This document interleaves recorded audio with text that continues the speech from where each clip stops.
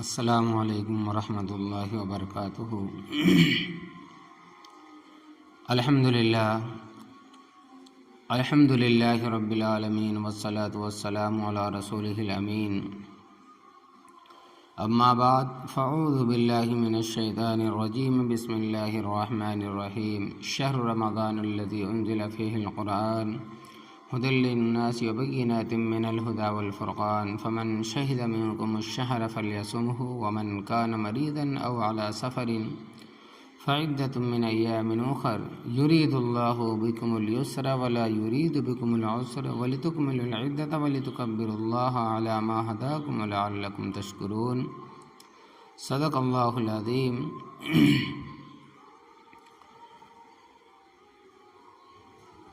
ہم لوگ چند دنوں کے بعد انشاءاللہ تبارک و تعالی نیکیوں کے موسم بہار ماہ رمضان المبارک کی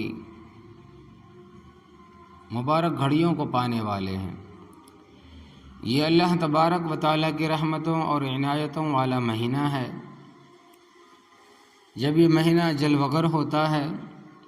تو عبادت اور اطاعت کا نورانی ماحول چھا جاتا ہے۔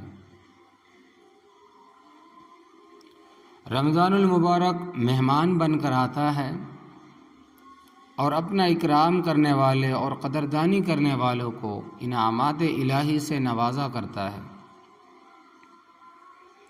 اسی لیے اس مہینے کی آمد کا انتظار ہر مسلمان کو رہتا ہے، اور جس کی آمد سے ہر ایک کو بے پناہ خوشی و مسرت ہوتی ہے، اور ممکن بھر اسی کی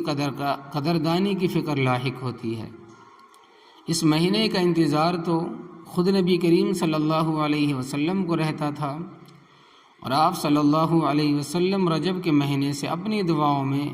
اس کا اضافہ فرماتے کہ اللہم بارک لنا فی رجب و شعبان وبلغنا رمضان۔ مسند احمد کی روایت ہے، یعنی کہ اے اللہ ہمارے لیے رجب و شعبان میں برکت عطا فرما اور رمضان کے مہینے تک ہمیں پہنچا۔ آپ صلی اللہ علیہ وسلم یہ دعا بھی فرماتے تھے کہ اللہم سلمنی لرمضان وسلم رمضان لی وسلمہ متقبلا۔ الدعاء للطبرانی، حدیث نمبر 839، یعنی کہ اے اللہ مجھے رمضان کے لیے اور رمضان کو میرے لیے صحیح سالم رکھیے، اور رمضان کو میرے لیے سلامتی کے ساتھ قبولیت کا ذریعہ بنائیے۔ رمضان المبارک کے پیش نظر آپ صلی اللہ علیہ وسلم شعبان کے مہینے میں عبادتوں کا اہتمام دیگر مہینوں کے مقابلے میں دوسرے مہینوں کے مقابلے میں زیادہ فرماتے، اور رمضان المبارک کی تیاری کا عملی نمونہ پیش فرماتے۔ یہی وجہ ہے کہ روایتوں میں آتا ہے کہ نبی کریم صلی اللہ علیہ وسلم رمضان کے علاوہ کسی اور مہینے میں روزوں کو اتنا اہتمام نہ فرماتے جتنا کہ شعبان میں فرماتے۔ نبی کریم صلی اللہ علیہ وسلم نے اس مہینے کی عظمت اور اہمیت ہی کی بنیاد پر اس کی آمد سے پہلے شعبان کے آخری ایام میں حضرات صحابہ کرام رضی اللہ تعالی عنہم کو جمع فرما کر اس کی فضیلت بیان کی، اور اس کی خصوصیتوں کو بیان فرمایا، اور ایک عظیم الشان خطبہ دے کر اس کی اہمیت اور عظمت کو اجاگر کیا۔ خطبہ نبی صلی اللہ علیہ وسلم فرمایا کہ حضرت سلمان فارسی رضی اللہ تعالیٰ عنہ روایت کرتے ہیں کہ شعبان کی آخری تاریخ کو رسول اللہ صلی اللہ علیہ وسلم نے ہمیں ایک خطبہ دیا، اور اس میں فرمایا کہ اے لوگو، تم پر ایک عظمت اور برکت والا مہینہ سایہ فغن ہو رہا ہے۔ اس مہینے میں ایک رات شب قدر 1000 مہینوں سے بہتر ہے۔ اس مہینے کے روزے اللہ تبارک و تعالی نے فرض کیے ہیں، اور اس کی راتوں میں قیام یعنی کہ تراویح کو غیر فرض یعنی سنت قرار دیا ہے۔ جو شخص اس مبارک مہینے میں اللہ تبارک و تعالیٰ کی رضا اور اس کا قرب حاصل کرنے کے لیے کوئی غیر فرض عبادت کرے گا، یعنی کہ فرض کے علاوہ کوئی اور عبادت کرے گا، سنت ہے، نفل ہے، تو اس کا ثواب رمضان کے علاوہ اور عرصے میں کی گئی فرض نیکی کے برابر ملے گا۔ یعنی کہ رمضان کے مہینے میں سنت ادا کرنا فرض کے برابر، نفل ادا کرنا فرض کے برابر ثواب رکھتا ہے، اور اس مہینے میں فرض نیکی کا ثواب رمضان کے علاوہ 70 فرضوں کے برابر ملے گا۔ یہ صبر کا مہینہ ہے اور صبر کا بدلہ جنت ہے۔ یہ ہمدردی غمخواری کا مہینہ ہے، اور یہی وہ مہینہ ہے جس میں مومن بندوں کے رزق میں اضافہ کر دیا جاتا ہے۔ جس نے اس مہینے میں کسی روزے دار کو اللہ تبارک و تعالیٰ کی رضا اور ثواب حاصل کرنے کے لیے افطار کرایا تو یہ اس کے لیے گناہوں کی مغفرت اور دوزخ کی آگ سے آزادی کا ذریعہ ہوگا، اور اس کو روزے دار کے برابر ثواب بھی دیا جائے گا، بغیر اس کے کہ روزے دار کے ثواب بھی کمی آ جائے۔ آپ صلی اللہ علیہ وسلم سے عرض کیا گیا کہ یا رسول اللہ صلی اللہ علیہ وسلم، ہم میں ہر ایک کو افطار کرانے کا سامان مہیا تو نہیں ہوتا، تو غریب لوگ اس عظیم ثواب سے محروم رہیں گے۔ تو آپ صلی اللہ علیہ وسلم نے فرمایا کہ اللہ تبارک و تعالیٰ یہ ثواب اس شخص کو بھی دے گا جو ایک کھجور یا دودھ کی تھوڑی لسی ہے پلا دے، یا صرف پانی کے گھونٹ ہی پر کسی کا روزہ افطار کرا دیں۔ اس کے بعد آپ صلی اللہ علیہ وسلم نے فرمایا کہ اس مبارک مہینے کا پہلا حصہ رحمت ہے، اور درمیانی حصہ مغفرت ہے، اور آخری حصہ دوزخ کی آگ سے آزادی ہے، خلاصی ہے۔ جو آدمی اس مہینے میں اپنے غلام و خدام کے کام میں ہلکا پن اور کام کو ہلکا کرے گا تو اللہ تبارک و تعالیٰ اس کی مغفرت فرما دے گا اور اس کو دوزخ سے رہائی اور آزادی دے گا۔ اور اس مہینے میں 4 چیزوں کی کثرت رکھا کرو، جن میں 2 چیزیں ایسی ہیں جن کے ذریعے تم اپنے رب کو راضی کر سکتے ہو، اور 2 چیزیں ایسی ہیں جن سے تم کبھی بے نیاز نہیں ہو سکتے۔ وہ کلمہ طیبہ اور استغفار کی کثرت ہے، اور دوسری چیزیں یہ ہے کہ جنت کا سوال کرو اور دوزخ سے پناہ مانگو۔ اور جو کوئی کسی روزے دار کو پانی سے سیراب کرے، اس کو اللہ تبارک و تعالیٰ قیامت کے دن میرے حوض کوثر سے ایسا سیراب کرے گا جس کے بعد اس کو پھر کبھی پیاس نہیں لگے گی، یہاں تک کہ وہ جنت میں پہنچ جائے۔ اللہ اکبر کبیرہ۔ صحیح ابن خزیمہ ام شعبان الایمان للبہقی کی روایت ہے 3329۔ خطبہ نبوی کی جھلکیاں۔ رمضان المبارک کی آنے سے قبل، رمضان المبارک کی آمد سے پہلے نبی کریم صلی اللہ علیہ وسلم نے یہ خطبہ دیا، اور اس کے ذریعے آپ نے در حقیقت صحابہ کرام کے سامنے استقبال رمضان کا حقیقی تصور پیش کیا، اور رمضان المبارک کی نہ صرف اہمیت اور فضیلت بیان کی بلکہ حقیقی استقبال کی فکروں کو بیدار کیا، اور رمضان المبارک کے لیے ہماتن تیار رہنے، اس کے لیے اپنے معمولات میں ان تمام چیزوں کو داخل کرنے کی تعلیم دی جس مقصد کے لیے رمضان آتا ہے۔ عبادت تو ایک مسلمان سال بھر بھی اپنی بساط بھر کرتا ہے، اپنی طاقت بھر کرتا ہے،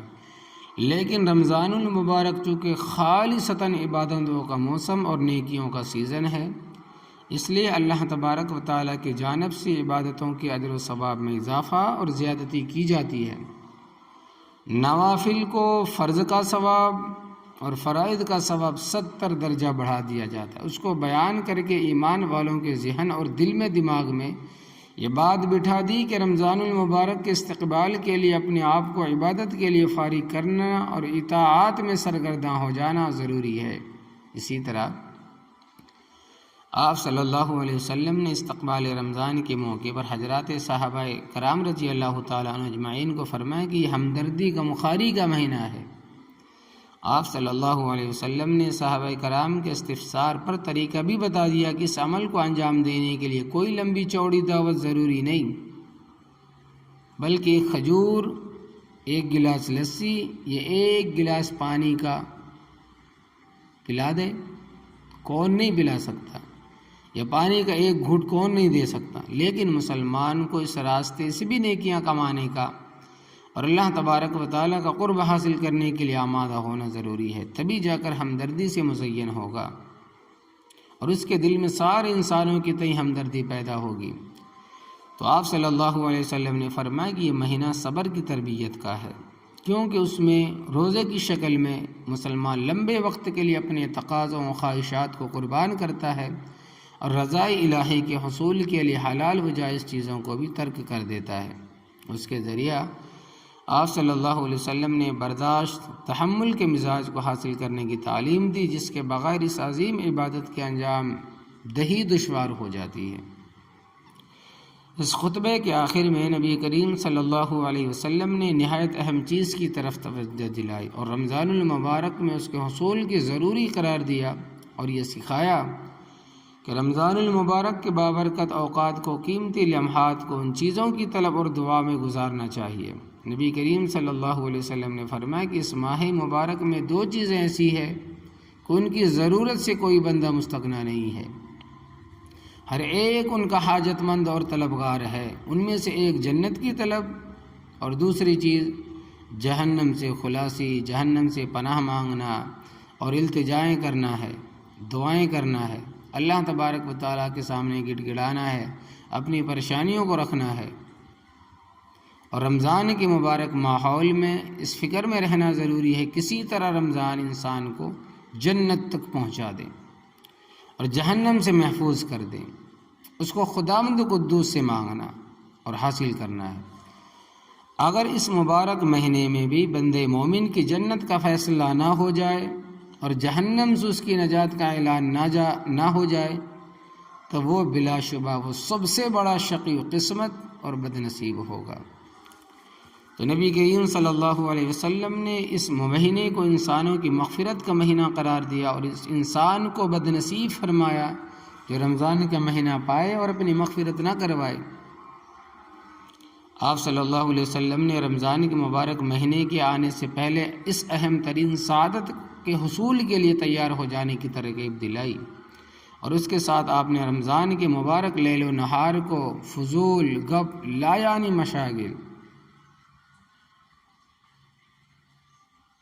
تضحیہ اوقات کے بجائے کارآمد بنانے کا نسخہ دیتے ہوئے فرمایا کہ اس مہینے میں کلمہ طیبہ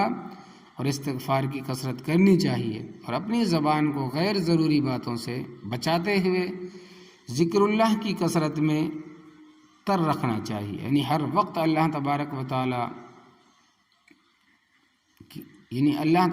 تعالی سے کلمہ طیبہ، توبہ، استغفار، اللہ کا ذکر، قرآن ہو، ذکر ہو، اذکار ہو، ہر وقت اپنی زبان کو چالو رکھنا چاہیے۔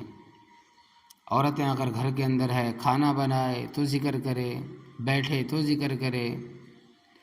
چلتے پھرتے رہیں تو ذکر کرے۔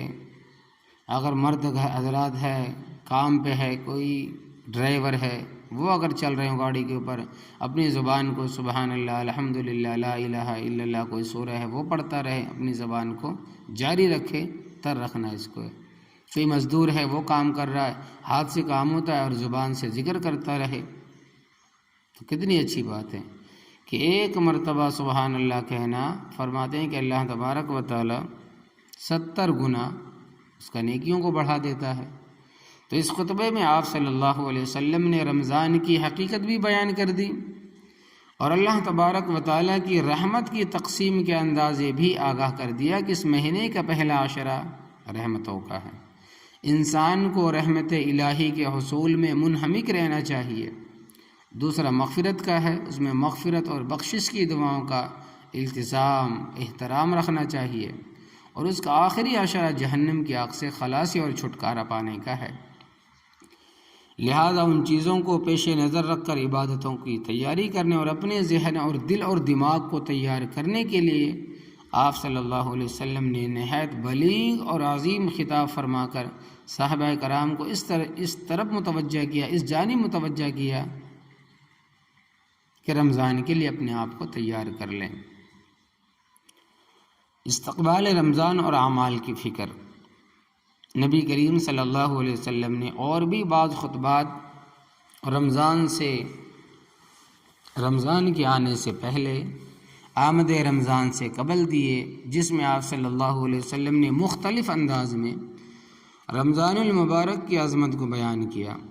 اور اس کی قدر اور اس کا احترام اور تعظیم کرو، اس لیے کہ اس مہینے کا احترام اللہ تبارک و تعالیٰ کے نزدیک بہت بڑا عظیم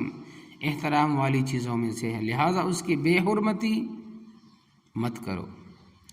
اس لیے کہ اس مہینے میں نیکیوں اور برائیوں دونوں کی جزا اور سزا میں اضافہ کر دیا جاتا ہے۔ کنز الاعمال، نبی کریم صلی اللہ علیہ وسلم نے اس میں احترام رمضان کی شدید ضرورت کو بیان کیا۔ ہمارے ذہنوں میں یہ بات تو ہے کہ اس میں نیکیوں کا اجر و ثواب بڑھا دیا جاتا ہے، لیکن یہ بھی ایک حقیقت ہے کہ اس عظیم مہینے میں اگر نافرمانی کی جائے اور شریعت کی تعلیمات کی مخالفت کی جائے تو سزا میں بھی اضافہ ہو جاتا ہے۔ اس طرح کہ نبی کریم صلی اللہ علیہ وسلم نے انسانوں کو اپنے اعمال کی فکر میں رہنے اور بے احترام والے کاموں سے احتراز کرنے کی تاکید بھی کی ہے۔ اہتمام رمضان اور اکابرین، رمضان المبارک کا استقبال اور اس کی آمد سے قبل رمضان کی آنے سے پہلے اس کی حقیقی تیاریوں کا اہتمام بزرگان دین میں خاص طور پر پایا جاتا تھا۔ نبی کریم صلی اللہ علیہ وسلم نے جس انداز میں صحابہ کرام رضی اللہ تعالی عنہ کو ذوق اور شوق دلایا، جذبات کو پروان چڑھایا، اس کے اثرات امت میں پے در پہ منتقل ہوتے گئے اور امت کے صلحاء اور اتقیانی اپنے ظرف کے مطابق اس مبارک مہینے کی قدردانی کر کے ایک عملی نمونہ انسانوں کو دیا کہ آمد رمضان سے پہلے ہی وہ اپنی ذمہ داریوں کا جائزہ لے کر اپنے اوقات کو فارغ کر لیتے تاکہ زیادہ سے زیادہ عبادات میں گزرے اور پورے شوق و انہماک کے ساتھ اعمال کو انجام دیا جا سکے۔ رمضان المبارک کے دن رات اور مبارک ساعتوں میں، مبارک گھڑیوں میں انہیں عبادت خداوندی کے سوا کوئی دوسرا کام ہی نہ ہوتا۔ دن کو لیٹتے اور آرام فرماتے، لیکن رات کا اکثر حصہ بلکہ تمام رات قرآن مجید سننے میں یا نوافل میں اسے پڑھنے میں گزار دیتے۔ اور دن کو لیٹنے کا مطلب یہ نہیں کہ صبح سے شام تک لیٹے رہے، مطلب یہ ہے کہ دوپہر کو تھوڑا آرام کر لیتے تاکہ رات کو عبادت کرنے میں آرام مل سکے، نیند کا غلبہ نہ ہو، نیند کا جھونکا نہ ہو، نیند نہ آئے، عبادت کرنے میں کوئی پریشانی نہ ہو، اس نیت سے صبح دوپہر کو تھوڑی دیر آرام کر لیتے تھے۔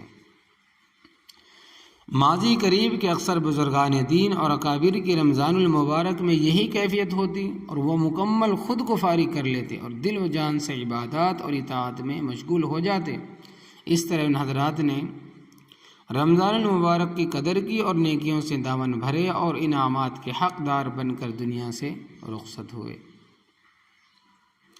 استقبال رمضان اور نظام الاوقات، استقبال رمضان صرف یہی نہیں ہے کہ جلسے سن لیں اور کچھ بیانات میں شرکت ہو گئی۔ استقبال رمضان کا مقصد صرف یہ نہیں ہے کہ ہم بلا کر بڑوں کو یہاں بیانات کرا لیں، جلسے میں بیٹھ جائیں گھنٹے بھر اور کچھ بیانات میں شرکت ہماری ہو گئی ہم سن لیں، بلکہ رمضان المبارک کا حقیقی استقبالیہ یہ ہے کہ اس آنے والے مبارک مہینے کے لیے اپنے روز کے نظام العمل میں کچھ تبدیلی لائیں اور مصروفیات اور مشغولیات سے وقت کو فارغ کر کے نظم بنائیں، کیونکہ دنیا میں کوئی کام بغیر نظام العمل کے بحسن خوبی پائے تکمیل کو نہیں پہنچتا، تو عبادت کا نظام نظم و ضبط کے بغیر کیسے قابو میں آ سکتا ہے؟ تو اس لیے اس واسطے ہر مسلمان کو رمضان المبارک کی آمد سے پہلے، رمضان المبارک آنے سے پہلے ہی اپنے معمولات کا جائزہ لینا ضروری ہے اور لا یعنی فضول کاموں سے اجتناب کرتے ہوئے بچتے ہوئے رمضان المبارک کا نظام العمل ترتیب دینا چاہیے تاکہ سلیقہ و سہولت کے ساتھ، وقت کی رعایت و پابندی کے ساتھ رمضان المبارک کو گزارا جائے اور عبادتیں انجام دی جائیں۔ حضرت مولانا مفتی محمد تقی عثمانی مد ظلہ فرماتے ہیں کہ میرے والد ماجد حضرت مفتی شفیع صاحب رحمۃ اللہ علیہ فرمایا کرتے تھے کہ رمضان کا استقبال اور اس کی تیاری یہ ہے کہ انسان پہلے یہ سوچے کہ میں اپنے روز مرہ کے کاموں میں سے مثلاً تجارت، ملازمت، زراعت یعنی کھیتی باڑی کا کام وغیرہ کے کاموں میں سے کن کن کاموں کو مؤخر کر سکتا ہوں، ٹال سکتا ہوں۔ مؤخر کرنے کا مطلب یہ ہے کہ رمضان میں وہ کام کرنے کے بجائے پہلے کر لوں یا رمضان کے بعد کر لوں، ان کو مؤخر کر دے، آگے بڑھا دے یا پہلے کر دے۔ پھر ان کاموں سے جو وقت فارغ ہو اس کو عبادت میں صرف کرے۔ اصلاحی خطبات،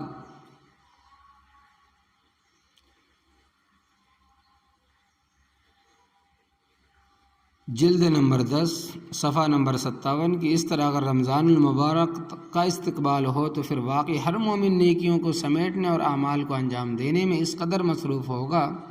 کہ اسے بیکار اور لا یعنی امور میں پڑھنے اور وقت کو غیر ضروری چیزوں میں ضائع کرنے کا موقع نہیں ملے گا۔ اب ہماری ذمہ داری کیا ہے؟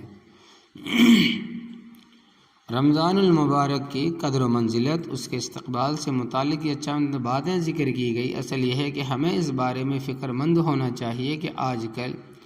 جس طرح رواجی انداز میں رمضان کو خوش آمدید کہتے ہیں اور اس کی آمد پر مسرت کا اظہار کرتے ہیں، خوشی کا اظہار کرتے ہیں، لیکن رمضان کے چند دن گزرنے بھی نہیں پاتے کہ بے احترامی اور ناقدری کا معاملہ شروع ہو جاتا ہے۔ ابتدا میں مسجد مصلیوں سے یہ بھری ہوئی نظر آتی ہے،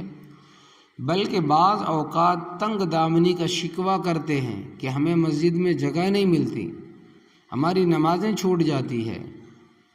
افطار کرنے میں گھر کے اندر لیٹ ہوتا، آئے تک نماز ہو جاتی ہے، مسجدیں بڑھاؤ، مسجد کو بڑھاؤ، بڑا کرو۔ صرف رمضان تک لوگ آ کر شکایتیں کرتے ہیں کہ مسجد بھری ہوئی ہے، ہمیں جگہ نہیں ملتی،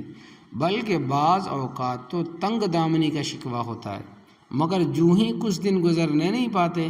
کہ تعداد میں کمی اور ذوق اور شوق میں انحطاط شروع ہو جاتا ہے۔